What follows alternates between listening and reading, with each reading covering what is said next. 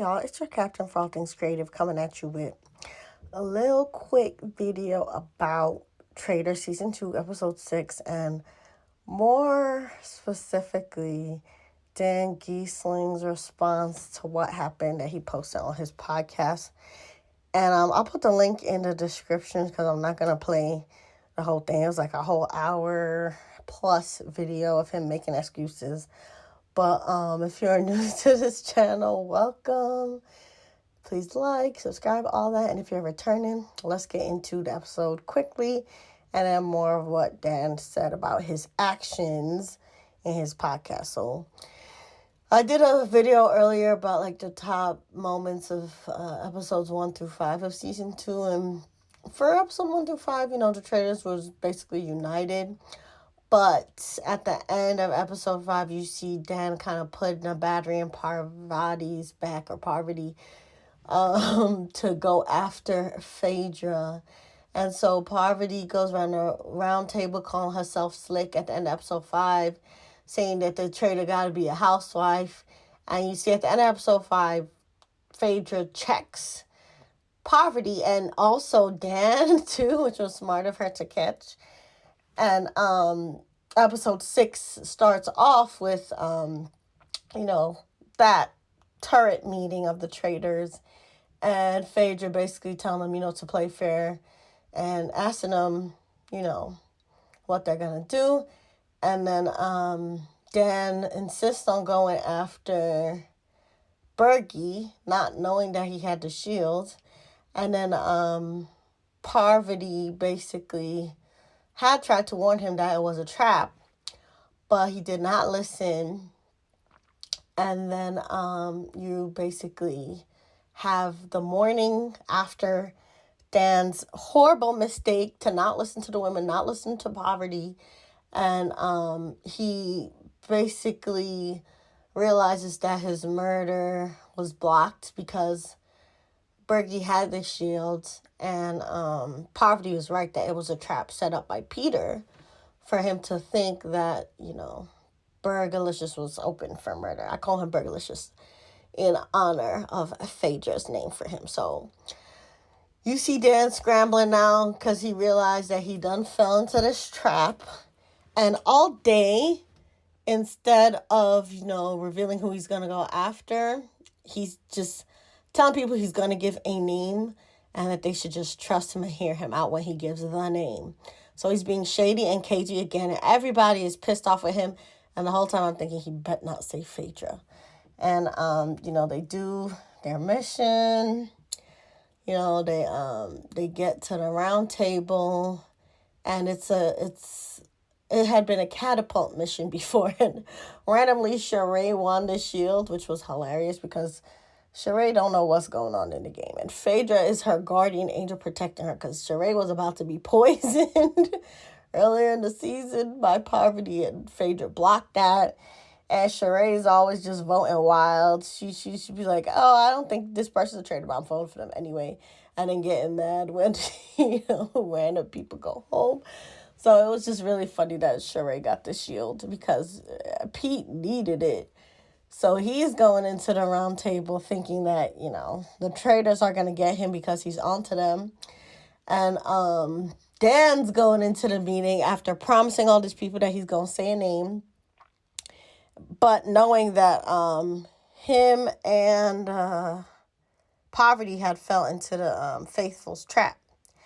So then, long story short, everybody has all ears on Dan, all eyes on Dan, because they're pretty much knowing that he's a traitor because the trap was set for him, Parvati, and CT. Now, apparently they don't think CT's the traitor per se, but there's been suspicion on Dan. And a lot of people also suspect Parvati, so it's basically down to Dan and Parvati, and it's a mixed vote. Some people want to vote for Parvati, some people want to vote for Dan, but everybody wants to give Dan his last chance to say a name and act like he been having some sense in the game. And why Dan goes to the table and says Phaedra's name with the most flimsiest excuses.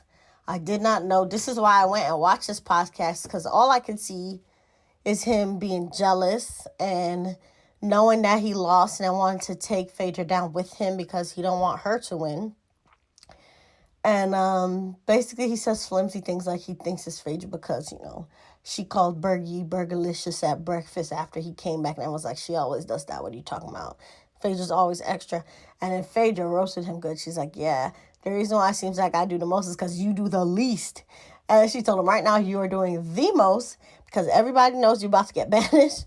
She said that the trap had been set for you and Parvati and CT, so you were the only one that thought that, Bergie was an option. And she's like, why would I go for Bergie? I love him. And then he's like, well, I didn't say you were going for Bergie. And then Phaedra's like, well, yes, you are. If you're implying that I'm the killer. So he's contradicting himself. He's fumbling his words. He don't make no sense. So everybody votes him out as they should. But he definitely put a spot on Phaedra's back. She got a little target now because after the meeting, even Trishelle was like, actually, I do think Phaedra's a traitor now because Dan knew that he needed to feed us a traitor's name to save himself. And he did it poorly, because he could not really convince anybody or beat Phaedra's, argumentative skills, as a lawyer. So Phaedra's in danger now. And I guess at the end of the episode, you see Parvati knowing she's also in danger. So Phaedra lets Parvati choose who they want to recruit as the next traitor because Parvati did fall into the trap too, thanks to Dan. Basically, Dan put all the traitors in danger. If the traitors lose, it's all because of Dan. He should know that. And Parvati chooses to recruit Peter, who's the ringleader of the faithful and the traitor witch hunt, who set the trap. So we'll see next week if, Peter becomes a traitor or stays faithful. But let's get into Dan's podcast because I was like, why for the life of me wouldn't he just save Parvati so the traitors have a chance at winning?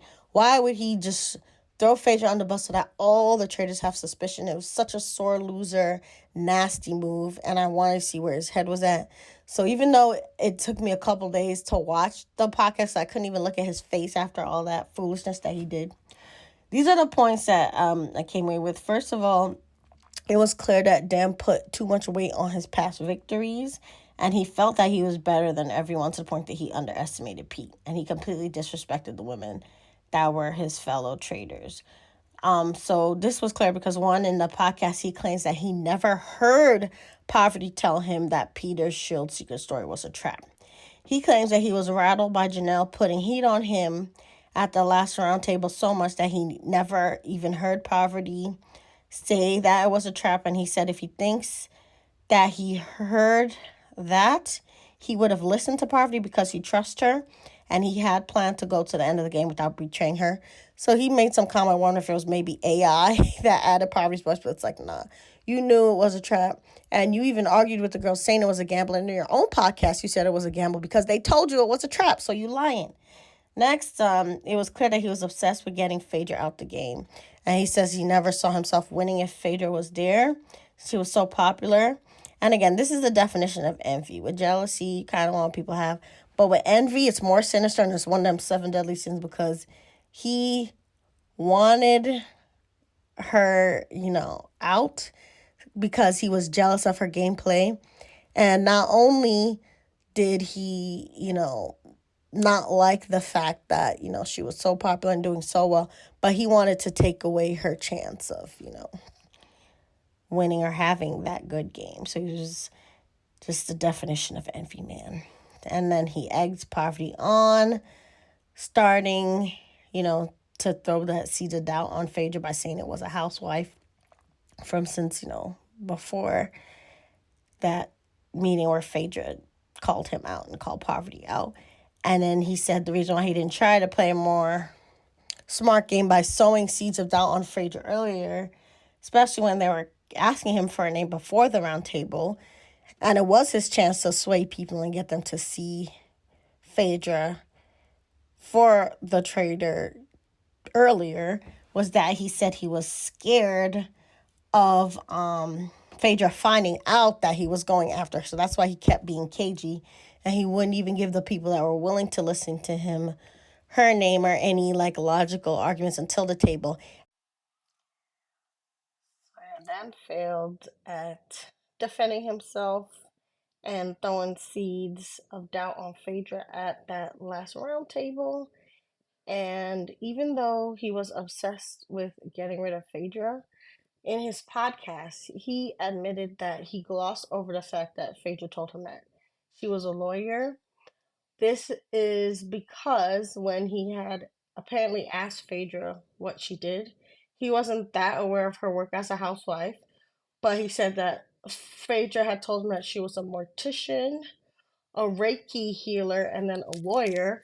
But he said he didn't really focus on the lawyer thing because he couldn't figure out what a Reiki healer was. And I guess because she's on Married to Medicine now, she's doing the alternative medicine Reiki healing aspect as her way to have longevity on that show.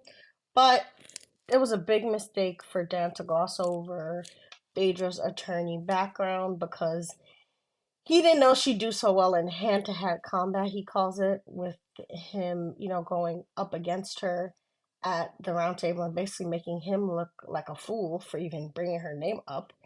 And then the last thing that I'll bring up from the podcast that he said was that he admitted that Traitors did not film the season 2 reunion yet, but they will film it soon.